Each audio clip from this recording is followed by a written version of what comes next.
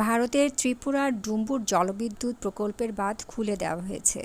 এদিকে বাংলাদেশের ৮ জেলা ভয়াবহ বন্যার কবলে।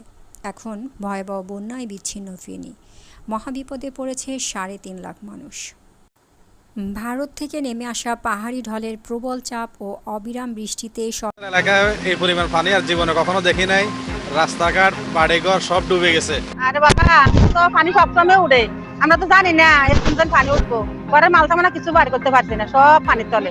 এখন আমরা কই থাকবো, কি করবো, জায়গা পাইতেছি না। পানি আসবো না, এরকম পানি তো সবসময় এরকম পানি আর কোনোদিন আসবো না, এই কারণে আমরা কিছু বার করি না, শুধু আমাদের ছেলে মেয়েদের নিয়ে। স্মরণকালের ভয়াবহ বন্যার কবলে পড়েছে ফেনী।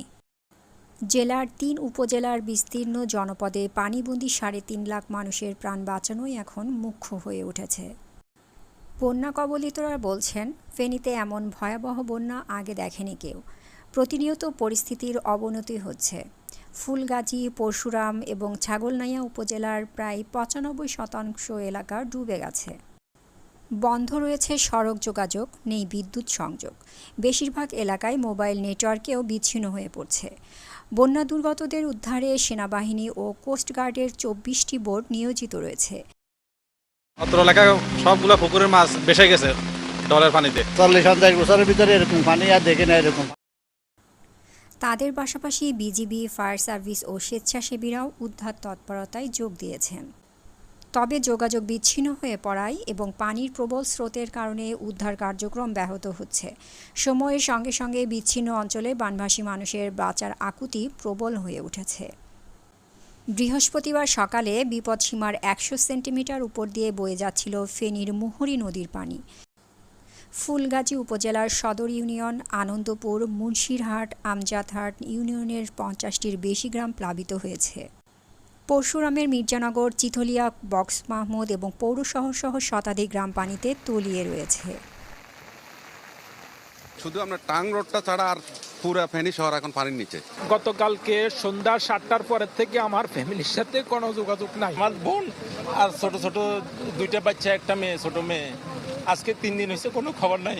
মোবাইল বন্ধ, ইন্টারনেট নাই, কিছু নেই। এখানে তো বিদ্যুৎ সংযোগ নাই। এই মুহূর্তে আমাদের খুব বেশি প্রয়োজন আমাদের যেসব প্রত্যন্ত অঞ্চলে মানুষের আটকে আছে তাদেরকে উদ্ধার করা। ছাগলনাইয়ার পাঠাননগর, রাধানগর, শুভপুর ইউনিয়নেরও বেশ কয়েকটি গ্রাম বন্যা কবলিত। এসব এলাকায় তলিয়ে গেছে রাস্তাঘাট, পুকুর ও ফসলি জমি। কিছু কিছু এলাকায় বানের পানি মানুষের ঘরের ছাদ ও টিনের চালও ছুঁয়েছে। ফেনীর অতিরিক্ত জেলা প্রশাসক রাইহান মেহবুব বিডিনিউজ 24.com-এ বলেন, ৩ উপজেলায় বন্যা পরিস্থিতি ভয়াবহ, বেশিরভাগ এলাকায় পানির নিচে। এছাড়া ফেনী সদর, সোনাগাজী ও দাগনভূঞা উপজেলার অনেক এলাকাও বন্যা কবলিত। ৩ উপজেলায় ৩.৫ লাখ মানুষ পানিবন্দী হয়ে পড়েছে জানিয়ে তিনি বলেন, পানিবন্দী লোকজনকে উদ্ধারে সেনাবাহিনী, নৌবাহিনী, বিজিবি, স্থানীয় লোকজন এবং বৈষম্য বিরোধী ছাত্র আন্দোলনের শিক্ষার্থীরা কাজ করছে। বুধবার রাত থেকে বৃহস্পতিবার সকাল পর্যন্ত ৩০,০০০-এর মতো মানুষকে উদ্ধার করে আশ্রয়কেন্দ্রে নেওয়ার কথা জানান অতিরিক্ত জেলা প্রশাসক।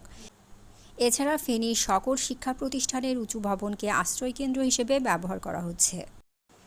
ফেনীর জেলা প্রশাসক সেলিনা আক্তার সাংবাদিকদের বলেন, বন্যা কবলিতদের উদ্ধারের জন্য সেনাবাহিনী, নৌবাহিনী, বিজিবি কাজ করছে। জেলা ও উপজেলার প্রশাসনও মাঠে আছে। তিনি আরও জানান, এর মধ্যে ২,০০০-এর বেশি পরিবারকে শুকনো খাবার বিতরণ করা হয়েছে।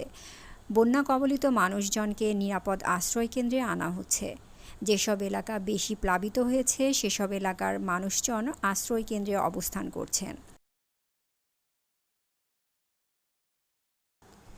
এতক্ষণ সাথে থাকার জন্য ধন্যবাদ। আপডেট নিউজগুলি জানতে ডেইলি নিউজের সাথেই থাকুন। ভালো থাকবেন সবাই। ধন্যবাদ।